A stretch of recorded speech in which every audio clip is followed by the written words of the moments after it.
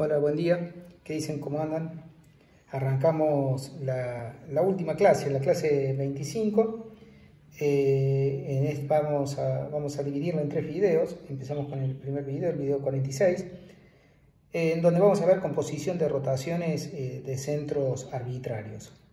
Habíamos visto, recuerdo muy rápidamente, en la clase pasada, en el video 45, habíamos visto la relación que hay entre rotaciones y ángulos orientados.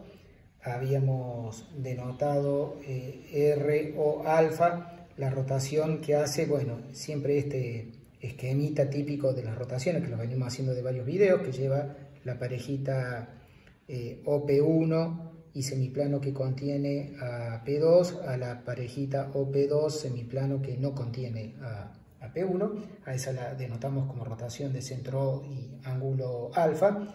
Y habíamos visto en el teorema principal, uno de los teoremas principales de la clase pasada, de que las rotaciones no dependen meramente de la pareja de semirrectas semiplanos que la definen, sino que dependen de la clase de congruencia de ángulos orientados del ángulo que la define.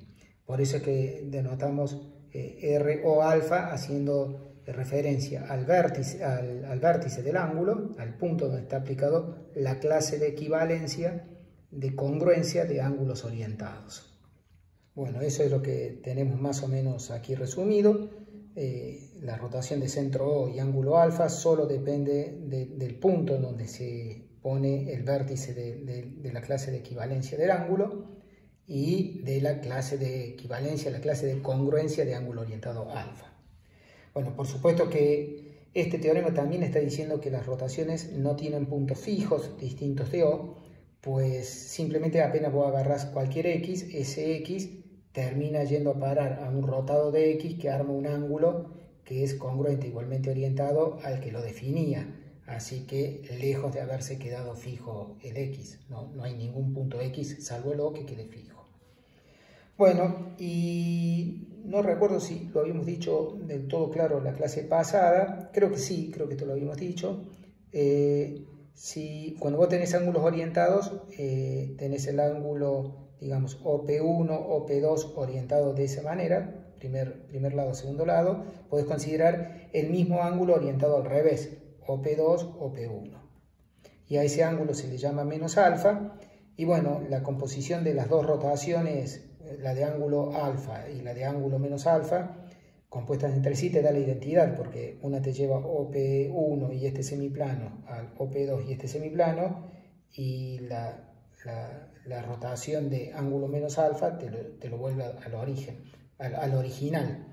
Por lo tanto, justamente la inversa de la rotación de centro O y ángulo alfa, te queda la rotación de centro O y ángulo menos alfa. Bueno, y arrancamos esta clase con esta proposición, que es una proposición que ya la hemos visto en otras circunstancias, simplemente que quiero resumirla, ponerla aquí para hacer la demostración con rotación. ¿Qué proposición es esta? Es la que te describe qué sucede con cada una de las transformaciones rígidas que hemos aprendido. Fíjense que acá dice central, axial, traslación y reflexión deslizante, y acá rotación. ¿Qué hace cuando la compones con una transformación rígida, comenzando haciendo t a la menos 1, después la transformación, después la que tenés dada, y luego haces compuesta con t? Esto es lo que se llama conjugar la transformación, bueno, ya sea la central, la axial, la traslación, la reflexión deslizante o la rotación, conjugarla con la transformación rígida t. Y bueno, y te da del mismo tipo, ¿no? Acá estás viendo t a la menos 1, después va a ser central y después va a ser t, te da una simetría central de centro t de O.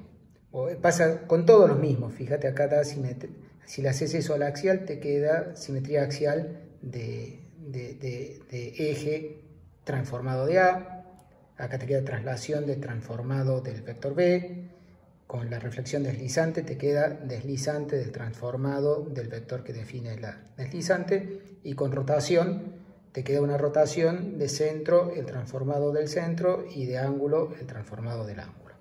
Vamos a hacer la demostración solo de C, porque Son todas iguales, las demostraciones son bastante sencillas y algunas de ellas ya las hemos hecho anteriormente. Bueno, acá está la demostración de C. Como les digo, todos los demás casos son análogos. Bueno, acá tenés el ángulo alfa, que lo hemos hecho verde, y bueno, todo lo transformado lo hemos pintado acá de rojo. Entonces la T te lleva el ángulo verde a este ángulo rojo. Fíjate que A va a T de A, el B T de B, este debería decir T de O, T de O.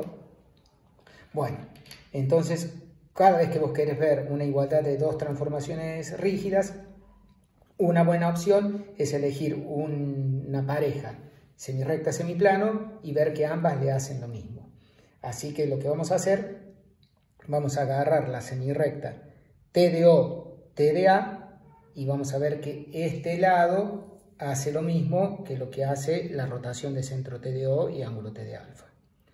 Entonces, cuando tomas esta semirrecta y este semiplano y le aplicas T a la menos 1 primero, bueno, por supuesto que T de O, T de A va a parar a OA, y el semiplano que contenía a T de B va a parar al semiplano que contiene a B. Cuando rotas, bueno, la típica formulita de siempre, ¿no? Eso hace la rotación de centro O y ángulo alfa. Y luego cuando aplicas T, volvés para este otro lado y por supuesto que te va a llevar OB, te lo va a llevar a T de O, T de B, y al semiplano opuesto al que contiene A va a ir al semiplano opuesto al que contiene T de A. Y si miras comienzo y final, vas a haber visto que esta triple composición le ha hecho a esta parejita semirrecta semiplano lo mismo que le haría la rotación de centro T de O y ángulo T de alfa. Por lo tanto, coinciden. Eso completa la demostración de C y, como les digo, las de A y de B son completamente análogas. Bueno, un corolario de esta parte C es el siguiente resultado, que si vos tenés alfa y beta, dos ángulos orientados, entonces cuando haces la composición, primero rotación de centro O y ángulo beta, y luego rotación de centro O, el mismo O y ángulo alfa, pues da lo mismo que si hubieras hecho al revés, rotación de centro O y ángulo alfa primero, y luego rotación de centro O y ángulo beta. Es decir, las rotaciones con un mismo centro, la composición de rotaciones con un mismo centro conmutan. Bueno, vamos a la demostración, que es una consecuencia fácil de C. Vamos a la demostración. Bueno, aplicamos C. Aquí fíjense que tengo una triple composición y vamos a aplicar C donde la rotación, el ángulo alfa de acá vendría a ser el beta de aquí, ¿no? Y la T de acá es la rotación de centro O y ángulo alfa. Bueno, entonces esta triple composición, según esta fórmula, dice que da una rotación ¿de qué centro? De centro T de O. Esta es la T y esta T al O lo manda al O, porque es una rotación de centro O y ángulo alfa. Así que por eso ahí puse O. Y bueno, esta triple composición, como decía, da una rotación de centro T de O, que fue O, y de un ángulo gamma. ¿Qué ángulo? Bueno, el transformado de este que está acá, o sea, el transformado de beta según la T. Es decir, que la gamma es la rotada de centro O y ángulo alfa, que es la T, del beta. Ese es gamma. Muy bien, así que tenemos esa igualdad. Ahora, nuevamente, aplicamos la propiedad, la observación 2, que tenemos en la página 173. Acá está. De vuelta la hemos usado varias veces. Usando esta proposición, llegamos a la conclusión de que el rotado de centro O y ángulo alfa de beta es congruente igualmente orientado a beta. Justamente estamos aplicando la observación 2, donde el beta sería el verde. Bueno, OP1, OP2 serían los lados del verde y los celestes están siendo los rotados de los lados del verde. Así que nos queda que estos dos ángulos son congruentes e igualmente orientados. Por lo tanto, llegamos a la conclusión de que gamma es congruente e igualmente orientado que beta. Finalmente, como gamma es congruente e igualmente orientado que beta, bueno, el resultado que repasábamos de la clase pasada, es que si vos tenés dos ángulos que son congruentes e igualmente orientados, las rotaciones que definen son las mismas. Por lo tanto, la rotación de centro O y ángulo gamma es lo mismo que la rotación de centro O y ángulo beta. Así que esta fórmula se transformó en que la triple composición está dando rotación de centro O y ángulo beta, y ahora pasas este inverso, lo pasas a la derecha y te queda que la rotación de centro O y ángulo alfa, luego de hacer la rotación de centro O y ángulo beta, da lo mismo que hacer la rotación de centro O y ángulo beta luego de haber hecho la rotación de centro O y ángulo alfa, que es lo que queríamos probar. Este corolario nos ayuda a introducir el concepto de suma de ángulos orientados, que se define así, es muy intuitivo cómo resulta la suma de ángulos orientados. Bueno, suponete que tenés dos ángulos orientados, el alfa y el beta. Cuando compones, haces primero la rotación de centro O y ángulo beta, y luego haces la composición de centro O y ángulo alfa, una después de la otra. Bueno, el resultado, bueno, si recuerdan acá en el video 43, en la página 163, ya habíamos visto que la composición de dos rotaciones del mismo centro da rotación del mismo centro o simetría central con ese mismo centro o la identidad. Bueno, a esta altura ya tenemos un conocimiento más claro de estas opciones. Justamente da la identidad cuando es lo que habíamos estado analizando recién, cuando el beta es el opuesto de alfa, bueno, te va a dar la identidad. Bueno, da simetría central en el caso de que los que estás componiendo estén siendo uno el adyacente de otro, ¿no? Cuando tenés así adyacentes, bueno, la composición te va a dar simetría central. En realidad acá, ahí fíjense, le agregué lo opuesto a alfa, porque justo como yo los había acomodado adyacentes de esa forma, era para componerlas al revés, que también da central si la compones al revés cuando son adyacentes. Pero ahora sí se nota bien de que si vos haces primero rotación de ángulo beta, vas a parar acá, y luego hacer rotación de ángulo alfa, vas de esta semirecta a la opuesta, y este semiplano va a ir a este otro, así que te da la simetría central. Bueno, eso es cuando alfa y beta están igualmente orientados y son uno el adyacente del otro. Bueno, y en los otros casos te termina dando una rotación de cierto ángulo. Bueno, ese ángulo que da ahí es el que llamamos la suma de los ángulos alfa más beta, y que, bueno, recién, bueno, les hacía énfasis y arreglé esto para que quedara prolijito en el orden que lo había puesto acá, pero bueno, como les dije, no importa el orden, porque ya sabemos de que las rotaciones con un mismo centro conmutan entre sí. Así que bueno, esta suma termina siendo conmutativa justamente por este corolario, y es asociativa esta suma, porque están siendo composición, está definida a través de composición de funciones, y la composición de funciones es asociativa. La proposición anterior, esta que tenemos acá, se puede utilizar esto para probar de que, claro, acá uno podría decir, este gamma está dependiendo de lo que hayas usado para componer las rotaciones, del centro que hayas elegido, pero esto te muestra de que el resultado no depende, te va a dar un ángulo que es congruente e igualmente orientado al que, o sea, si cambias el vértice en donde lo estás aplicando, el ángulo gamma tilde va a ser uno que es congruente e igualmente orientado al gamma, así que no depende.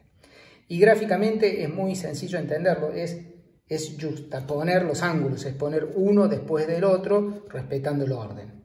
Así que fíjense, acá estoy poniendo, fíjense, vamos a hacer alfa más beta 1 y alfa más beta 2. Bueno, cuando hacemos alfa más beta 1, aquí está el alfa, que lo hemos puesto en este vértice. Acá está el beta, que es congruente e igualmente orientado, el beta 1, que es congruente e igualmente orientado al que habíamos dado originalmente. Bueno, y el gamma es el ángulo de rotación de haber compuesto. Cuando vos compones, esta primer semirrecta va a esta otra, que es coincidente, va a la segunda verde, que es coincidente con la primera roja, que va a parar a la segunda roja. Así que este es el gamma alfa más beta 1. Bueno, es lo intuitivo, es justaponer los ángulos, solo que esto ayuda a definirlo matemáticamente con precisión. Y bueno, suponete, bueno, acá hay un dibujito con alfa y beta 2 que no están igualmente orientados. Uno está en sentido antihorario, el otro horario. Bueno, entonces también es justaponer, ¿no? Fíjate que acá puse el ángulo alfa con orientación alfa, y luego sobre la segunda semirrecta del ángulo alfa coloqué la primer semirrecta del ángulo beta, que sería esta. La coloqué ahí y lo hice al ángulo beta 2 congruente igualmente orientado. Bueno, el gamma, que es la suma de los dos, tenés que ver la rotación que te lleva la primera del verde al segundo del rojo y termina siendo este el ángulo gamma, ¿no? Bueno, esto es lo que define la suma de ángulos orientados. Es decir, no necesariamente los tenés que pensar que están puestos en el mismo vértice. Esto es como que cuando vos tenés los dos ángulos orientados, no necesariamente en el mismo vértice, como dice en el dibujo, bueno, acá te dice para sumarlos lo que tenés que hacer es componer las rotaciones en un vértice que se te dé la gana. Yo lo hice primero en este vértice, después en este otro vértice, y ahí obtenés el ángulo gamma en cuestión. Bueno, esto también yo ya lo comenté en otro momento. Hay una incomodidad acá de que tengamos que distinguir si da la identidad o si da simetría central. Entonces lo que incorporamos es que estas también las consideremos rotaciones. La identidad la vamos a considerar una rotación de ángulo nulo, así que incorporamos dentro del paquete de ángulos orientados al ángulo nulo, que es el ângulo orientado, entre comillas orientado, porque sus dos semirrectas son las mismas, ¿no? Bueno, ese va a ser el ángulo nulo, e incorporamos el ángulo llano, que le voy a llamar pi, que es en donde las semirrectas son una la opuesta de otra. Este no es un verdadero ángulo tampoco, porque no tienen que ser semirrectas no opuestas para armar ángulo, pero lo consideramos ángulo orientado. Fíjense que independientemente de cómo elijas el orden, te queda igualmente orientado, y ese le llamamos ángulo llano. Bueno, entonces la rotación de ángulo nulo es la identidad, y la rotación de centro y ángulo llano te da la simetría central, porque justamente la simetría central te lleva este semiplano a lo opuesto. Bueno, con esto incorporamos para el primer caso, entonces alfa más su opuesto da el ángulo nulo, y alfa más el adyacente igualmente orientado, acá debería poner adyacente igualmente orientado, ese da pi.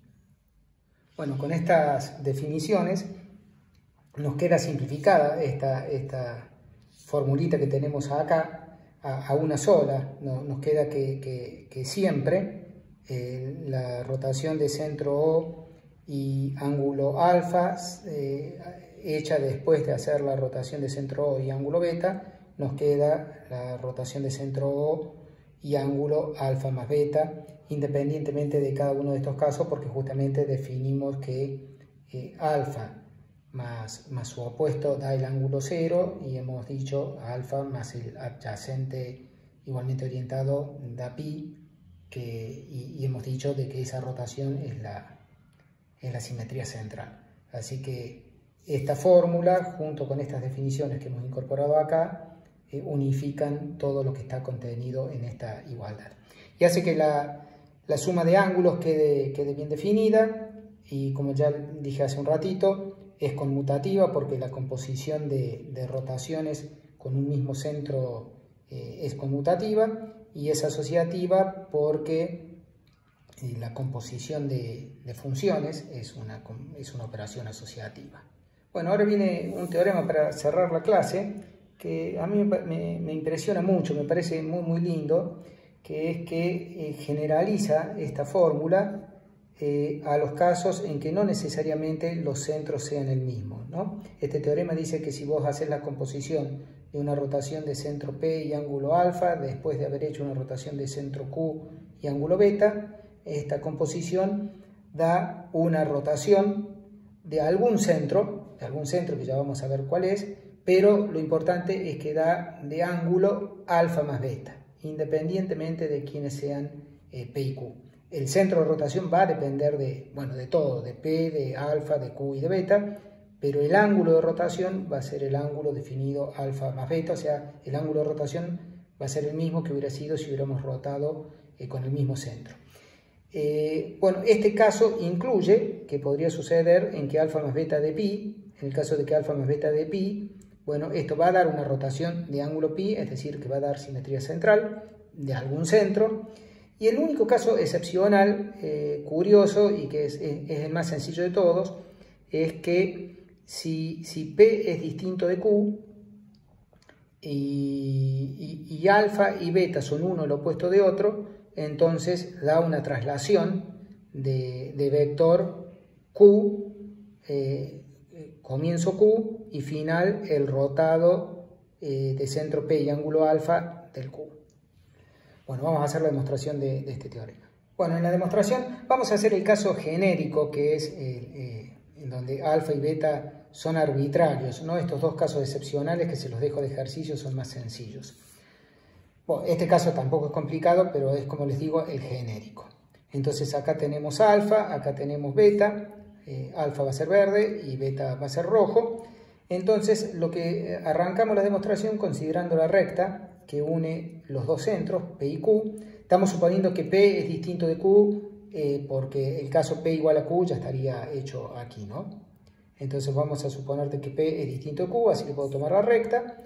Y entonces ahora nos acomodamos con ángulos que sean congruentes e igualmente orientados a los dados, de modo tal que el segundo lado de beta y el primer lado de alfa estén sobre la recta PQ. Ahora les muestro en el dibujo. Aquí tenemos entonces, como les decía, acá está la recta PQ, que es esta gris que va acá. Entonces copiamos el ángulo alfa, o sea, es como que lo acomodamos rotándolo de modo tal que el primer lado de alfa quede sobre la recta PQ, y también acomodamos el ángulo beta de modo tal que su segundo lado quede sobre la recta PQ. Ahora si miran la página 162, cómo se expresaban las rotaciones. Recuerden que, por ejemplo, una rotación se expresa como la composición de hacer primero la simetría axial con respecto al primer lado del ángulo, seguido de la bisectriz del ángulo. Y también, eso es poniendo la bisectriz en segundo lugar, pero también lo podés hacer poniendo la bisectriz en el primer lugar, y en el segundo lugar tenés que poner el segundo lado del ángulo, ¿no? Eso ya lo hemos visto, así que usando este teorema resulta ser de que la rotación de centro P y ángulo alfa es hacer primero la simetría axial con respecto a la recta PQ, que sería el primer lado del ángulo alfa. Eso es tal cual lo que está aquí, seguido de la bisectriz del ángulo alfa. Ese es el primero. Y el segundo es como que hago al revés, y sería lo que dije, no está escrito aquí, pero era la segunda igualdad. O sea, primero usas la simetría axial con respecto a la bisectriz del ángulo beta, y luego compones con la simetría axial del segundo lado de beta. ¿Está bien? Justamente los elijo así porque ahora, cuando vamos a hacer la composición, primero rotar con beta y luego rotar con alfa, si hacemos primero rotar con beta y luego rotar con alfa, la simetría axial con respecto a la recta PQ se me cancela. Entonces nos queda que la composición da la composición de la simetría axial, primero bisectriz de beta, luego bisectriz de alfa. Y nuevamente el mismo teorema dice que cuando vos compones dos simetrías axiales, eso termina dándote una rotación de ángulo el doble que separa a una recta de la otra.